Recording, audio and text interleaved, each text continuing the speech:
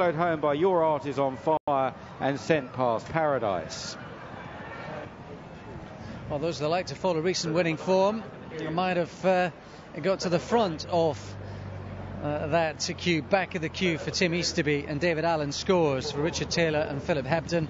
Second, Rio's Pearl, who must have traded short. Third, Your Art Is On Fire, has run well, keep an eye on him. White Blaze, 2 from the left. Next door to the free racing Majestic Moon, partly perhaps because of what happened last time, partly also because they needed to use that draw in stall 10. He had to secure a position under Tony Hamilton, but in doing that, he's set himself alight. Only to a certain extent. I think the bottom line is that he's run a stinker, right. Alex. Don't you? I mean, he did race a bit freely early on. They were anxious to get the rail and get in some daylight, but distress signals are going out as early as halfway. Look at him left of picture in comparison to yellow colours.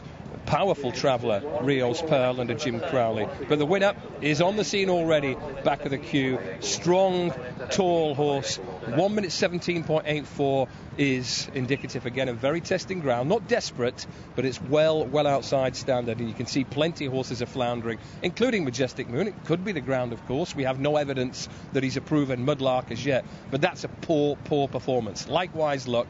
Very solid performance, despite not finding what seemed likely by Rio's Pearl.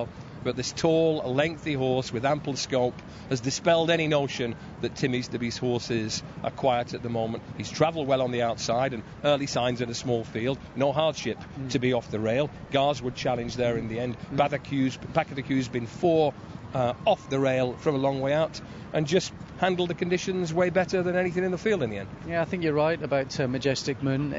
He didn't pull too badly, and he's beaten too far out and too far in the end for it to have been simply that. That's disappointing. But back of the queue, we wondered, and I think we were right to wonder beforehand, was it just a case of getting in the right race last time out and looking good, or whether it was a step forward and had he come to himself. It looks as though it's definitely the latter. He stomped all over them, and he's a winner at a decent price. Yeah, he was a 9-2 shot, Alex. Rio's Pearl, who did travel up very strongly, but didn't find much off the bridle, 9-2. Your Art Is On Fire, 17-2 back in third. Majestic Moon, the well-backed 7-4 favourite. 8 ran. Time-wise, over 6 furlongs, 1:17.84, 7.54 outside standard. Now, we must get to Newbury because they're down at the start. This is a very good little race. And it's the Dubai Duty Free. A mile, 8 runners, over 7 grand to the winner. It's a class 3. Really good horses in here. Grandeur 13-8, well backed. 7-2 Boom and Bust. Kai Shen 11-2. 13-2 Fury. 10 Spring of Fame Drifting. 16 Prince Siegfried. Be Perfect 25s and Birano 28s. Solid support coming on course for Grandeur, 6-4 from 15-8, and there he is with William Buick, and he's back to us. Winner of 3 of his 8 starts so far, and a solid effort and a good race in defeat last time. Let's just talk about the race generally first of all, Steve. Pace angle in the race. I think it's a real worry, and I'm making it specific towards Grandeur, if you don't mind, given he's a warm favourite. Big fan of the horse, but he's well suited to a 1.25 miles. Probably would stay further, and you'd think the one worry I would have today is whether, if they don't go very quick, whether he find himself vulnerable at 9 furlongs. I mean, I don't know if they could make the running on himself. I don't know, but you know, he's a really impressive winner of a Goodwood handicapped. The rain came, which you think would be against him on all known form at Windsor, but he still acquitted himself really well in group company. I've absolutely no doubt he's good enough to win today's race, but barring Fury, who it didn't seem to suit at York when he made the running, no, it didn't, I couldn't find any obvious pace in the race, so I have no idea where that's going to come from. And the cheek pieces they put on Fury have been quickly dispensed with today, so perhaps a return to more patient tactics for him. Paul Hannigan takes the ride for William Haggas. We spoke to Hayley Turner after she won on Valet Girl earlier in the afternoon. She mentioned Boom and Bust as being one of her good chances on the card today, although she did express just very slight reservations about whether the ground will be quite as quick as he likes it. Yeah, interesting. And the times have been, good to firm times, really. He's been in great form. He won a big, valuable Goodwood handicap last year at a mile, was done by the draw this year. We had a really high draw and did extremely well to run as well as he did.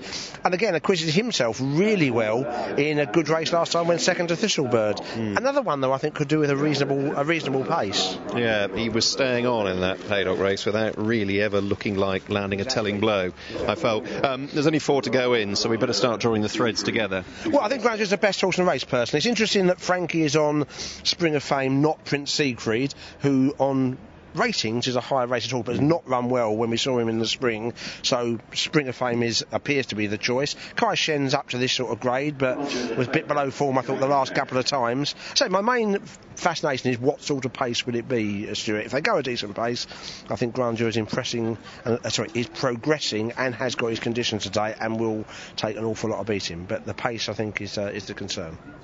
Couple to go. Prince Siegfried is the first of the final pair. Be Perfect will be the last one to slot in. Let's rejoin Mike. Yeah, he's an interesting horse, isn't he, Stuart? Be Perfect. Formerly trained by Jean-Claude Rouget. Changed hands in a private deal. Be Perfect in the colours of Sheikh Mohammed bin Khalifa. Just holding things up a little bit at the moment. He's due into stall 2.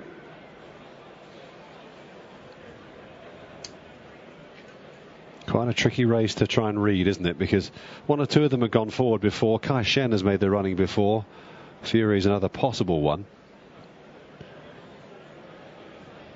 Boom and Bust, I think it may have tried it before as well, but there's no real established front runner in the race, as Steve and Stuart were pointing out a few moments ago. So it could lead to something tactical. Grandeur, though, the horse on the upgrade, though, no doubt about that. Just one final shove. Be Perfect is in. They're ready, set, and they're off, racing. And as he left the stalls, Fury just came across Burano for this Dubai duty-free condition stake, settling down Boom and Bust, and Hayley Turner setting the pace in the early few yards, with on the inside Frankie Dettori and Spring of Fame, followed by Fury the Grey, and on the outside Prince Siegfried. Not settling at this stage is Be Perfect, just throwing his head around a little bit in the yellow jacket. Kai Shen and Burano and Grandeur held up at the back of the field in what looks a reasonable gallop as they head down the side of the course. There's about 7 lengths separating first and last, and it's Boom and Bust and Hayley Turner who still have the advantage by 2 lengths then. Spring of Fame in second, just closing up a little bit now. On the outside, stablemate Prince Siegfried. Just restrained there, Fury, as Prince Siegfried came across him. A little bit of a touch there as they turn round towards the home straight. He's in 5th place now, Fury, just behind Be Perfect in the yellow jacket on the rail. Burano is next, Grandeur waited with, and Kai Shen at the back of the field. He's pretty adaptable as regards tactics, Kai Shen. Richard Hughes looking for a double as they come down the home straight now. They're passing the 4 furlong marker here. Boom and Bust in front then in the Dubai duty-free condition stakes. From on the outside, Spring of Fame, and together there with Prince Siegfried, who's poised with the sheepskin noseband. Fury, Paul Hannigan sits a bit lower in the saddle. Burano trying to come through. Be Perfect travelling well again. He's in the yellow jacket, about to launch a challenge. On the outside is Grandeur in the pale blue, and then Kai Shen. So the race really beginning to unfold now as they leave the 2 behind them. Prince Siegfried possibly striking the front. Boom and Bust though is rallying. Here's Grandeur charging down the outside, showing a good turn of foot to get on terms. It's Grandeur who takes it up, entering the final furlong. Boom and Bust though not going down without a real scrap on the far side. Grandeur just in front, gamely hanging on, edging left, but Grandeur does enough and maintains his upward profile. Grandeur wins. Boom and Bust, Prince Siegfried, then Burano may have just have held on to 4th in front of Fury. It's a 4th career success for Grandeur. Return the 6-4 favourite, running down, pace-setting Boom and Bust. Close home with Prince Siegfried, who's a little short of daylight late on, filling out a 3rd.